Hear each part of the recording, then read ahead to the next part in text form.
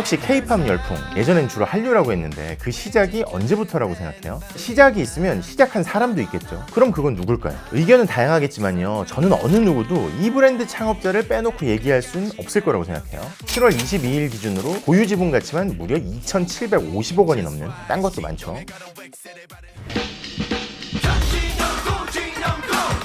현진영 씨부터 시작해서요, 본격적인 아이돌 그룹 H.O.T, 해외 무대를 강타했던 최초의 아티스트 보아, SES, 신화, 플라이 투 더 스카이, 소녀시대 같은 걸그룹, 처음부터 아시아 시장을 공략하고 만든 동방신기, 또 슈퍼주니어, 그리고 더 어린 보이그룹이었다는 샤이니, 그리고 이런 수식어가 필요 없을 정도인 엑소, FX, 레드벨벳, NCT, 에스파 등등 유명한 아티스트 너무나 많죠. 또 배우, MC, 모델, 작사, 작곡가, 운동선수 등등 소속되거나 콜라보 관계에 있는 가수 이외의 분들도 엄청나게 많고요. 드라마도 만들고 예능도 만들고 콘텐츠와 관련된 건 이 기업에서 과연 안 다루는 게 뭔가 싶을 정도예요. 주먹구구식으로 운영되던 국내 연예계 판도를 바꾸면서요, 수많은 재능과 인재, 자본을 엔터테인먼트 업계로 끌어들인, 그리고 그 과정에서 업계에 빛과 그림자를 드리웠다는. 자, 이번 주제는요, 한류의 창조자 K의 시작, SM 엔터테인먼트입니다.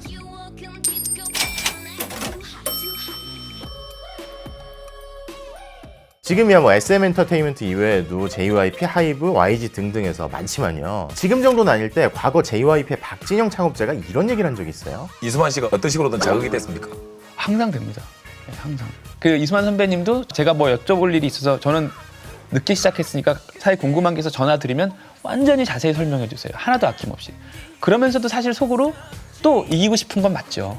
90년대 후반에 JYP한테 아버지가 가수 그만하면 좋겠다고 그랬는데, 당시 업계를 보니까 이수만 선배처럼 매니지먼트 할 수 있는 사람은 나밖에 없겠다 싶어서 계속했다고 하죠. 안 그만두고. 두 분 다 당시 연예계에선 좀 드문 소위 고스펙 연예인이기도 했고요. 아무튼 그러면 이수만 창업자는 사업 시작하고 처음부터 아주 지금 수준으로 잘 나갔을까? 물론 아닙니다. 어머니랑 형이 음악을 했던 집안이니까 재능이랑 관심은 물론 있었겠죠. 참고로 그 형이 대학 시절 밴드 활주로에서 활약했고, 배철수 씨도 활주로 출신이시죠. 그리고 훗날 걸그룹 슈가를 만들었던 소녀시대 써니의 아버지인데요.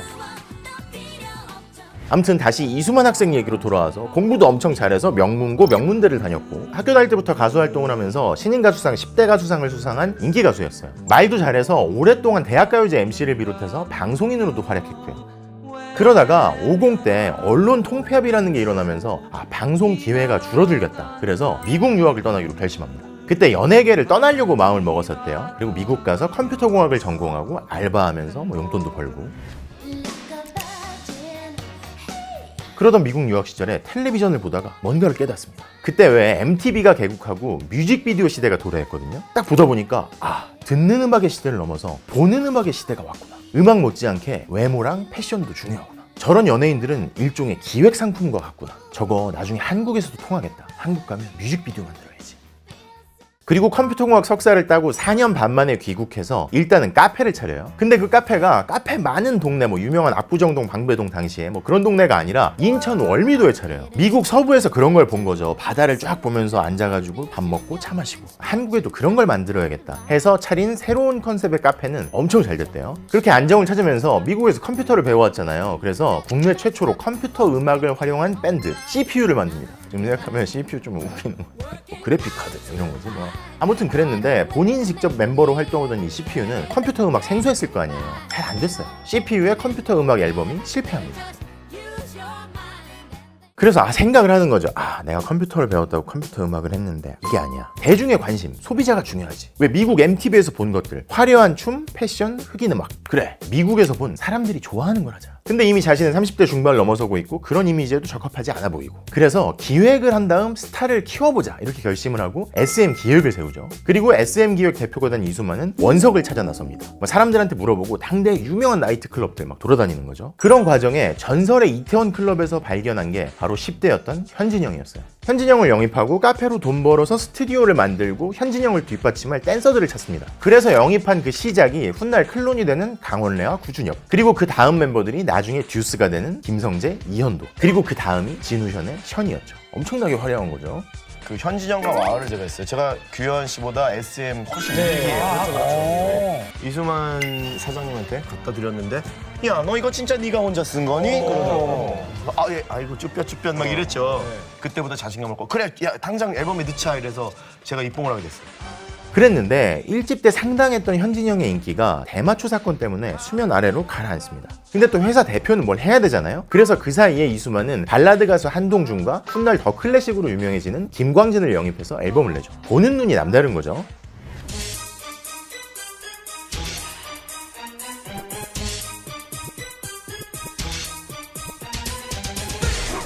그리고 드디어 1992년 돌아온 현진이 형이 대히트를 칩니다. 기억이 아주 생생하죠. 흐린 기억 속의 그대, X자가 그려진 티셔츠, 온갖 초딩들이 다 막 이렇게 하고 다녔었어요. 뭐 저도 그랬는데 아무튼 자 그렇게 데이트를 쳤는데 또다시 현진이 형이 문제를 일으켜서 회사가 침체에 빠져요. 하지만 어려운 시절에도 희망은 있는 거죠. 그 시절 SM기획에 성공의 씨앗이 자라고 있었어요. 왜 성공의 씨앗인지는 뒷부분에 다시 말씀드리기로 하고요. 이수만 형님이 차가 안 움직이는데 그걸 막 가지고 나가시는 거예요. 그래서 어디 가세요 형님? 그랬더니 진영이 차인데 진영이가 하도 엔진 오일을 안 갈아서 차가 그때 막 차가 터지려고 그러는 거예요. 아빠는 완전히. 그래가지고 그 차를 엔진 오일 때문에 본인이 막 끌고 나가시는 거예요. 아빠처럼. 아니 근데 그렇게 철저히 관리되는데 왜 이렇게 속을 세겠어요 이수만 씨? 그거는 뭐 그때 제 정신이 이수만 씨한테 미안한 게 좀 많죠? 엄청 많죠. 무용단에서 무용수로 일하다가 군대에 가서 뒤늦게 음악을 막 무시받으면서 배워가지고 그렇게 천대받으면서 막 작곡도 배우고 제대한 뒤에 데모 테이프를 들고요. 한 번만 평가해달라면서 이수만을 찾아온 집념의 사나이 유영진이었죠. 근데 당시 일화가 신기한 게 데모 테이프를 들고 겨우겨우 들어달라고 해서 들었는데 이수만 대표가 그랬대요. 곡 더 있니? 그래서 또 유영진이 작업실에 돌아와서 밤새워서 10곡을 작업해가지고 다음날 가져가고 그래서 듣는데 또 이수만 대표가 또 더 있니? 해서 잠 안 자고 또 다음날 작업해가지고 또 10곡 가져가고 근데 이렇게 당시에 이수만 대표가 어찌 보면 좀 무리한 요구를 한 건요. 왜 회사의 첫 스타가 어린 나이에 성공을 해가지고 아주 처절하게 무너지는 걸 봤던 경험 때문이었다고 하죠. 다음에는 근성을 봐야겠다. 결국 유영진은 계약을 하고 앨범을 냅니다. 타이틀곡 가사는 이수만 대표가 직접 써요. 가사를 우리 또 이수만 씨가 쓰셨대요? 그러세요? 예. 아 그렇습니까? 네, 뭐 가수가 노래 잘 부르는 것도 잘 부르는 거지만 네. 가사가 참 좋으네요. 그렇습니다. 제가 써놓고도 하지만 노래는 좋았는데 좋은 평가도 받았고요. 근데 인기도 있었지만 아주 큰 히트는 못해서 회사 살림은 여전히 어려웠대요. 그래서 본인이 직접 출연해서 그 출연료로 회사 살림을 메꾸고 또 1995년 시작하는 케이블 TV 시대에 맞춰서요. 외주 제작사도 차려요. 프로그램 만들어서 케이블 TV에 공급하고 그 돈으로 또 회사 살림 메꾸고 그래도 이게 매번 부족한 거죠. 처음에 생각대로 기획해서 스타를 키워야 되는데 Step by step, ooh baby, gonna get to you girl. 그리고 결심합니다. 그래 10대다. 10대를 누리자. 왜 90년대 초반에 미국에서 인기 있었던 뉴키즈 온 더 블럭이라는 그룹이 왜 뉴키즈가 그 뉴키즈에서 나온 거죠. 내한 공연을 했을 때 10대 팬들이 막 실신할 정도로 막 해가지고 막 뉴스에 나오고 난리가 난 적이 있었거든요. 그리고 서태지와 아이들 인기에서 이미 10대 청소년들의 수요는 입증이 된 상황이었어요. 그래서 막 설문조사도 했대요. 10대 청소년들을 상대로. 근데 그 스타들은 20대고 10대 스타들을 만들자. 10대를 정확하게 타깃으로 하는 10대 또래 스타 하이파이브 오브 티네이저 H.O.T.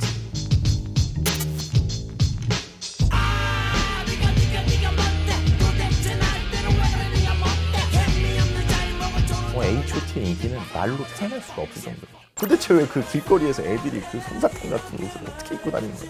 모자부터 이렇게 막 쭉 옷 입고 가방, 신발까지 풀장착 길거리에 그런 애들이 막 많이 돌아다녔다니까 되게 많이 오죽했으면 데뷔 15년이 지나서도 드라마 소재가 될 정도였겠어요.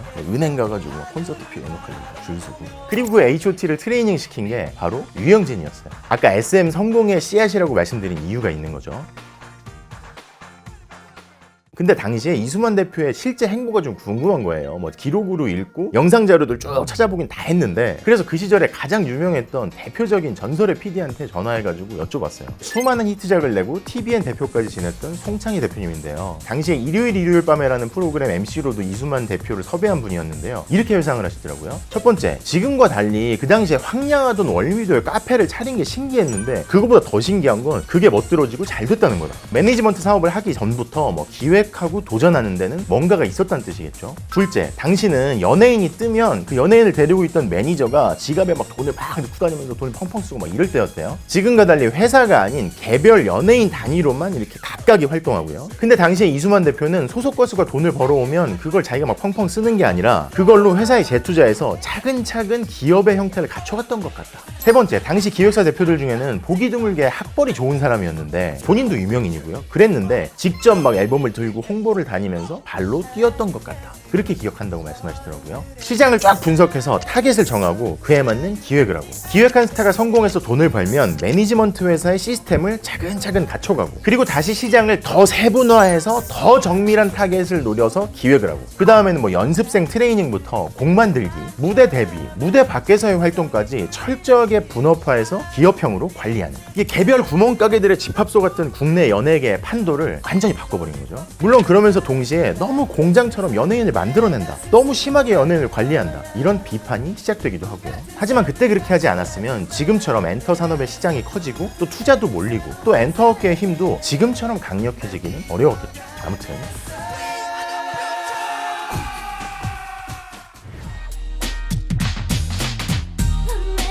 그리고 H.O.T의 성공 이후에 멈추지 않고 역시 실력을 갖춘, 여기에다가 해외 진출까지 노리고 영어와 일본어 하는 멤버까지 포함시켰던 SES. 원래는 중국어 하는 멤버까지 넣으려고 했었대요. 4인조. 그리고 이 걸그룹은 한국에서 등장하자마자 데이트를 하고, 왜 그거 알아요? 이렇게 뮤비에 코가 안 보이는 뮤비.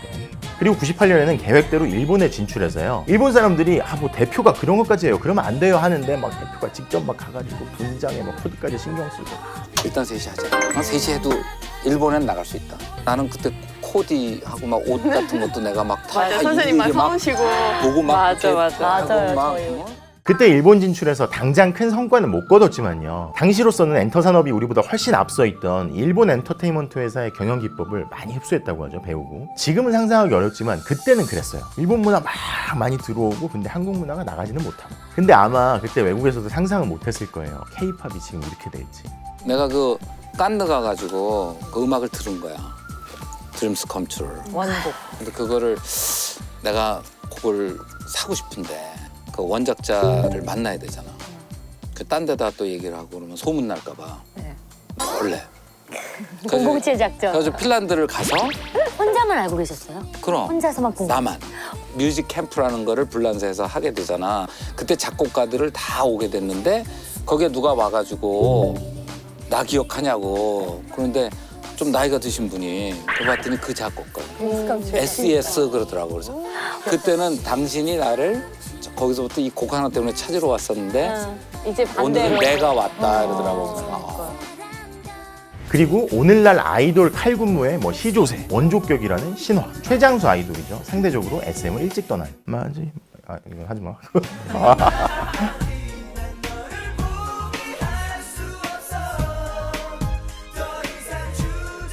이수만 씨 어떤 그 심경을 지금 좀 그때 이해 못했는데 이해되는 심경도 있고 좀 그래요. 바로 소속사를 세동조 옮기고 나서 일하면서 고마움은 바로 느꼈던 것 같아요.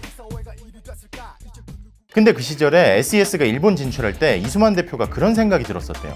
해외 시장에서 활동하려면 외국어가 돼야 되는데 이미 10대 중후반이면 외국어를 가르쳐서 트레이닝 시키기에는 너무 늦다. 더 어린 원석을 발굴해서 성장시키자. 외국어까지 함께. 그래서 발탁된 주인공이 당시 초등학생이었던 권보아 이사님. 춤, 노래, 외국어 할 것 없이 막 다 가르치고요. 방학 때는 일본 지인한테 보내서 홈스테이도 잠깐 시키고 회사에 전력을 다해서 보아 씨한테 투자했는데 보아 씨가 어떻게 했냐. 당시에 그 어린애가 기대에 부응하는 정도가 아니라 기대 이상으로 너무 열심히 연습하고 막 공부하고 그래가지고 선생님들이 이제 그만하자 할 정도로 진짜 독하게 했다고 하죠. 그리고 2000년에는 H.O.T 중국 콘서트가 대성황을 이루면서 해외 진출의 가능성을 보여주고 곧이어 SM 엔터테인먼트가 주식시장에 상장할 때쯤 SM의 비밀병기 15살의 보아가 출격합니다.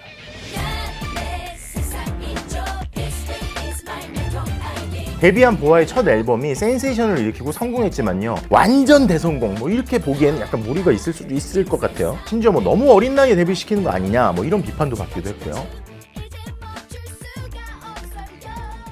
근데 그때쯤 회사에 가장 큰 충격이 왔으니 5집 앨범을 끝으로 당시 SM의 기둥이었던 H.O.T가 해체한 거예요. 팬들이 엄청 격분했죠. SM 앞에 가가지고 막 시위를 벌일 정도로요. 뭐 멤버들한테 돌아가는 수입이 터무니없이 적다 뭐 이런 게 밝혀지면서 이수만 대표한테 비난의 화살이 집중됐죠. 설상가상으로 공금 횡령 혐의로 수사까지 받았고요. 회사의 기둥뿌리가 뽑힌 것만 같고 대표가 수사를 받으면서 SM이 무너질 것만 같았던 그때요. 장나라 씨의 첫 앨범으로 SM이 겨우겨우 버티고 있을 때였다고 하죠. 드디어 이 비장의 무기가 점차 위력을 보여주기 시작합니다. 일본에 진출한 보아가 신곡을 발표할 때마다 점차 상승하는 모습을 보인 건데요. 그리고 드디어 2002년 봄 첫 번째로 일본에서 발표한 정규 앨범이 오리콘 차트 정상을 찍습니다. 판매고는 금세 100만 장을 훌쩍 넘겼고요. 광고가 밀려오기 시작합니다. 발렌티 넘버원 연이어서 데이트를 쳤죠. 일본 순회 콘서트도 연일 10,000원을 잃었고요. 그리고 이렇게 보아가 대성공을 거둔 이후에요. 횡령 혐의를 받았던 이수만 대표는 회계 처리에 문제가 있었지만 회사에 직접적인 손해를 끼친 건 아니다. 이런 판단을 받아서 한숨을 돌렸죠.